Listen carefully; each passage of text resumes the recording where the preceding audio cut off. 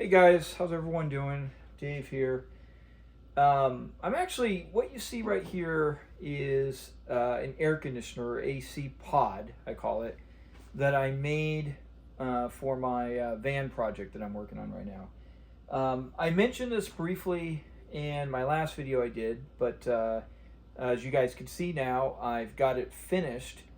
And for those who may not have seen it, I'll be honest with you. I'm not trying to be a braggart here or anything, but I'm actually very, very proud of this. And I think many of you out there, particularly if you're own a van, working on a van, or maybe perhaps are thinking about one in the future, building something like this is a little bit technically challenging, and I'll talk about that in a minute. But I think this is a really, really cool device. I tested it, and let me touch on how this went. All right. So what we have right here is a 5,000 BTU air conditioner unit.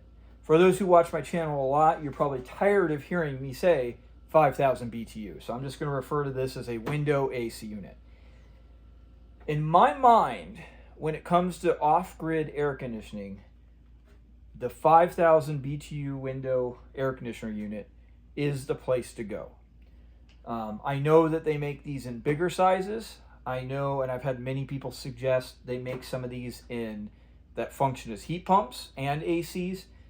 I've never seen a 5,000 BTU one that functions as a heat pump. If you know of one, please share the link in the comments.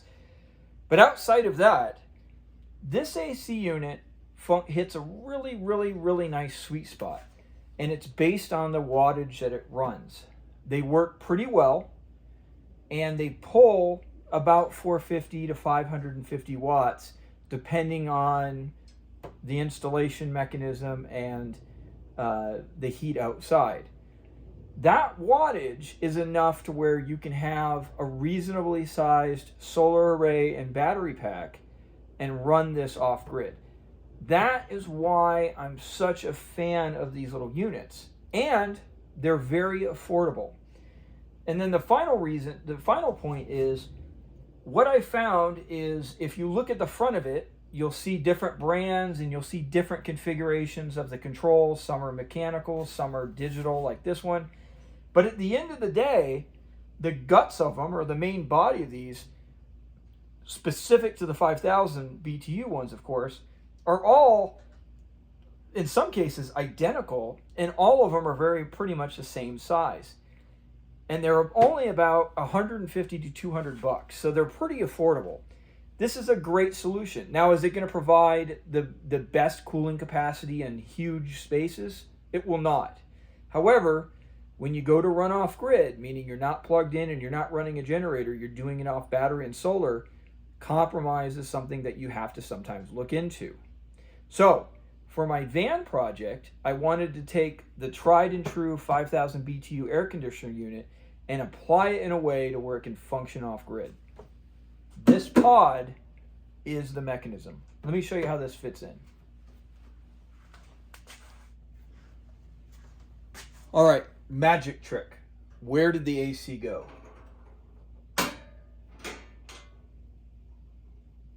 There she is, right there. This AC, the window unit, slides in from the front. Let me show you how that looks.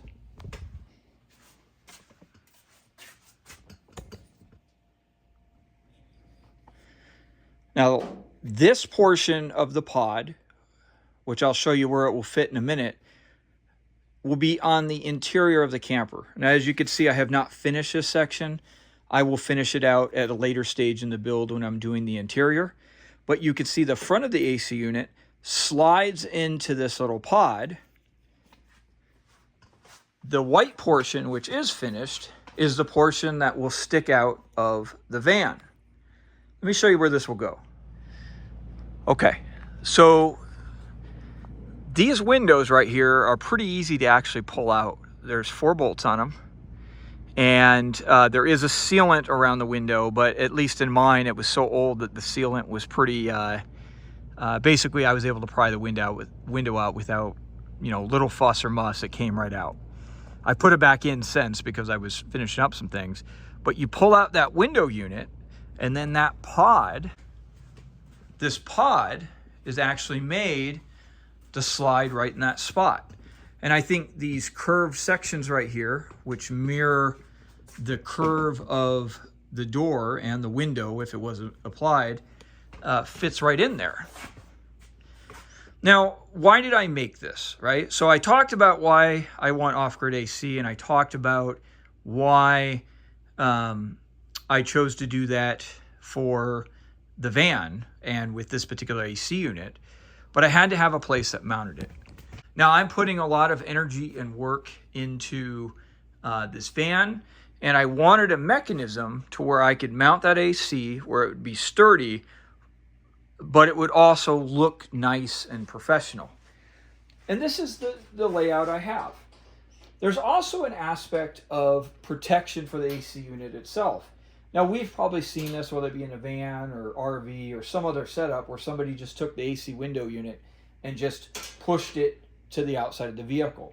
That works. I'm not being critical of those people, but for something like my van, I wanted something a little heavier duty, something a little bit nicer. So this is what I conceptualized in my mind, and I took that imagery and I put it into practice. Now, the first thing I did is as you could see, if you're not using it, it would be fixed, it would be attached to the back of the van, the door would be shut. There are a series of vents, but I would venture to say that most people wouldn't even realize what's behind this. Now, when you go to turn on the AC, you have to open up this door. I will create some sort of mechanism to lock the door open so the wind doesn't blow it. But this serves as a nice way to where it looks really nice and it protects the AC. How does it function?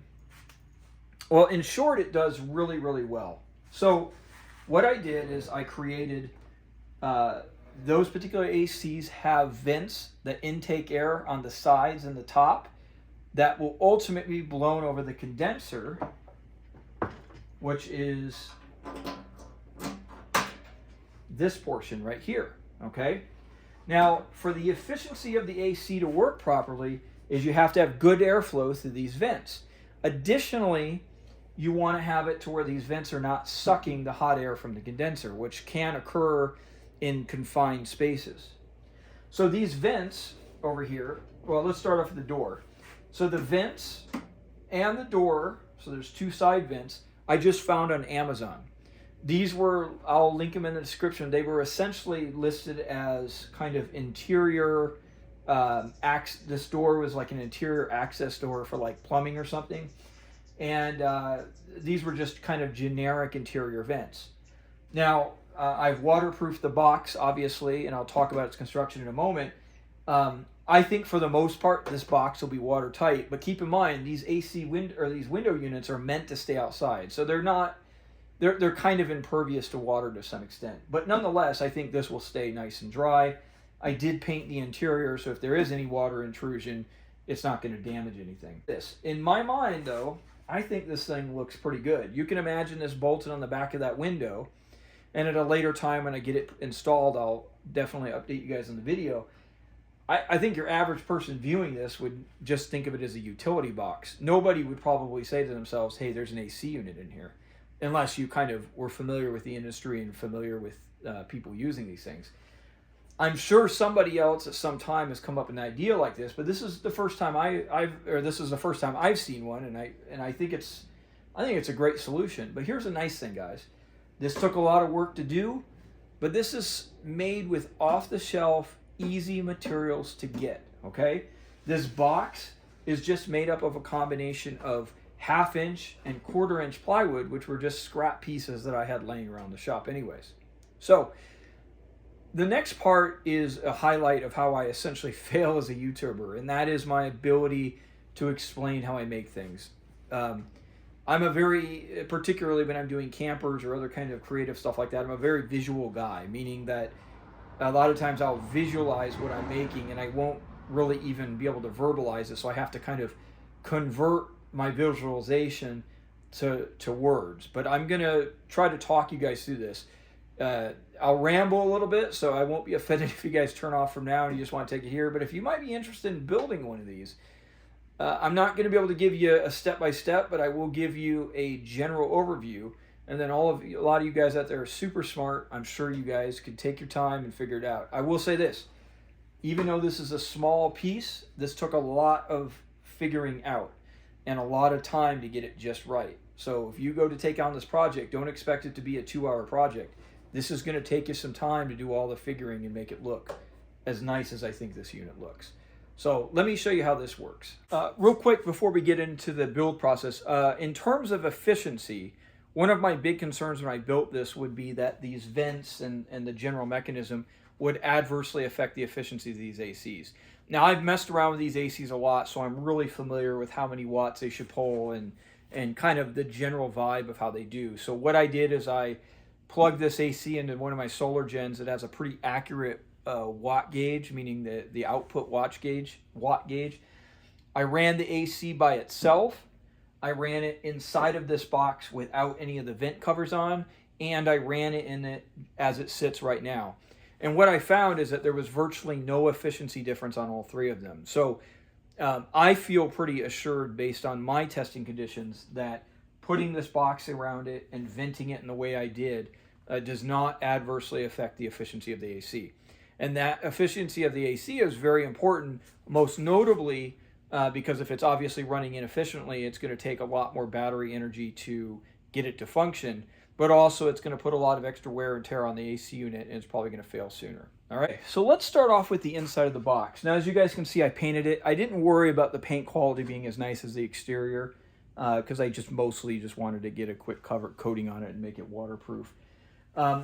So the first technical challenge I had to figure out was how far I can put this box inside of the window, okay? Because I know there's going to be some pretty significant forces on this box when the AC unit's in it and you're driving down the street, or particularly if you're going off-road.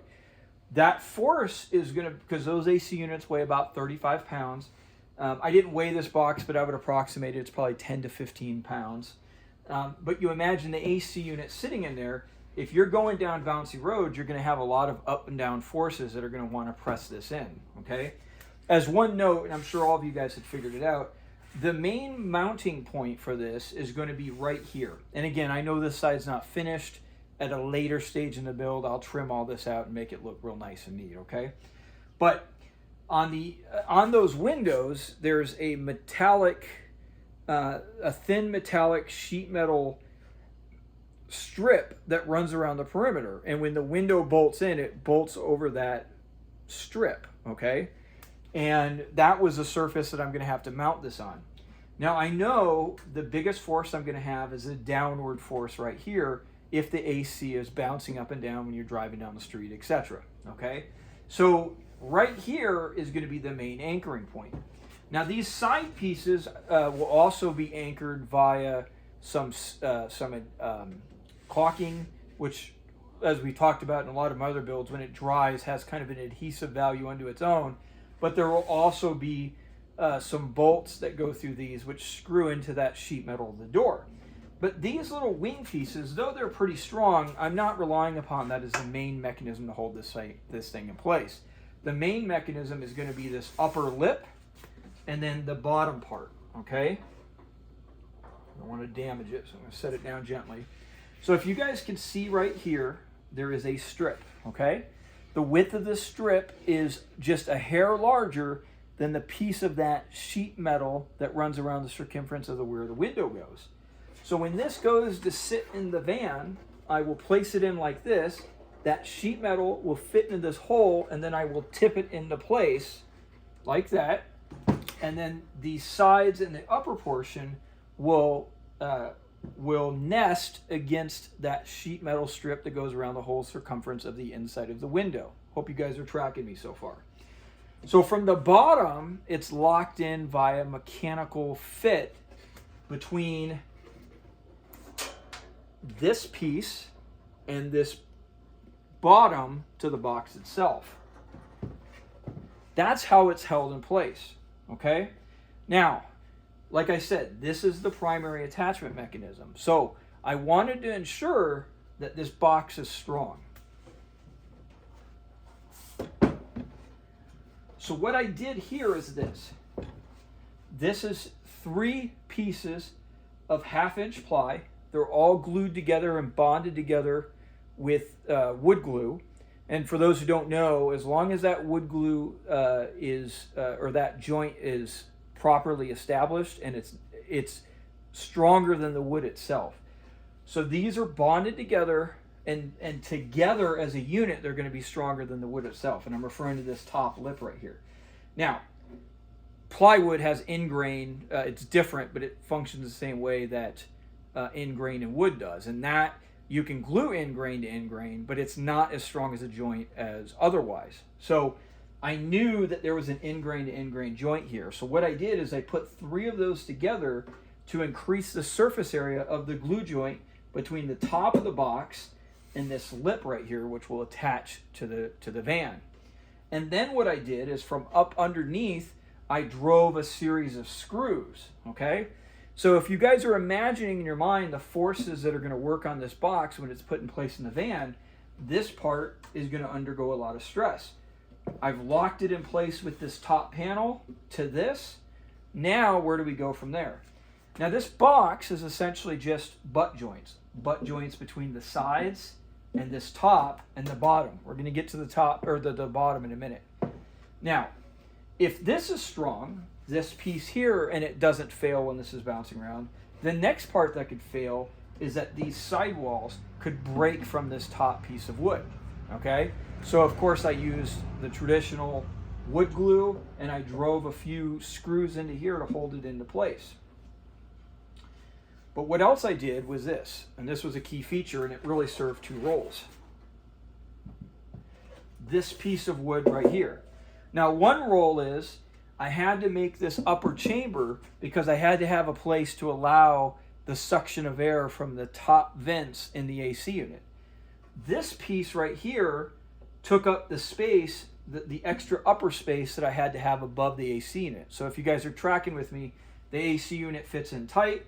These side vents pull the side vents, but there's not much of a gap to where these side vents could pull air from the top vent.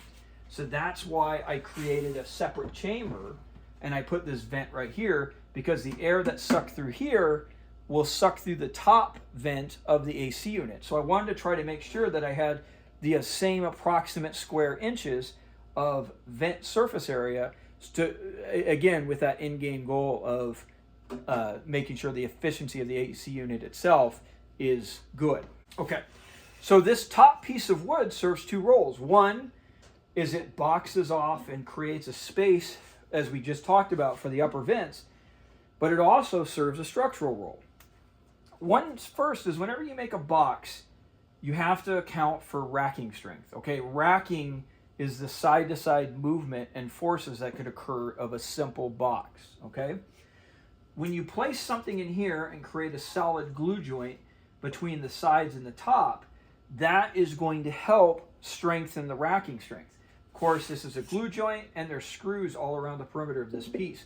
But this piece also serves another variety of role, is it ties in this top piece with these side pieces, right? Because you have a long glue joint here, long glue joint here, and a long glue joint there. And that's critical, that if you have forces that are pushing down on this in a bouncing motion, and this is staying in place, that it doesn't just break the sides of this wall from the top of this.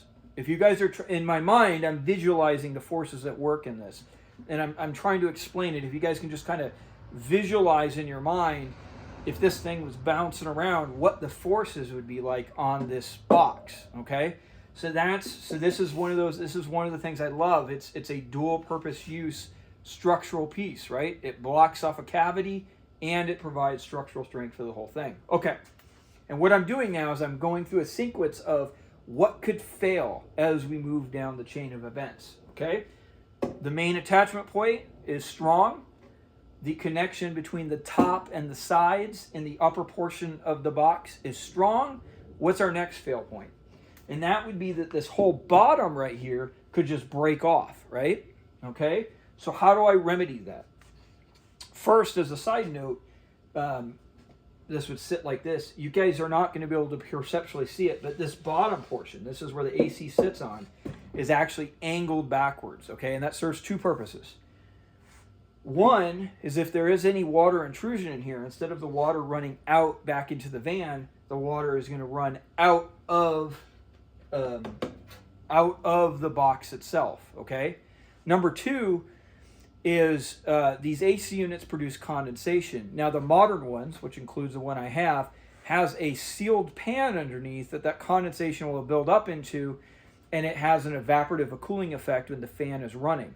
But in some extreme humidity conditions, I'm being told, I've never personally seen it happen, that that pan can overfill.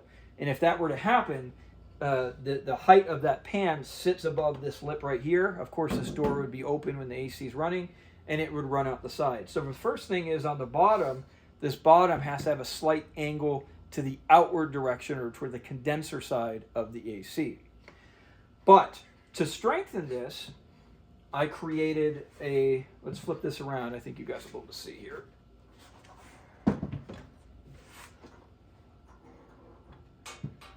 So you can see the bottom is here, and you see this thick space right here.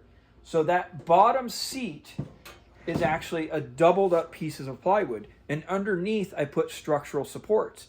And the benefit of that is it allows me to have a perfectly flat bottom. So this bottom is not angled, even though the top portion where the AC unit sits is, but it also created a strong bottom with multiple glue connection points between the sides and the bottom of the box itself.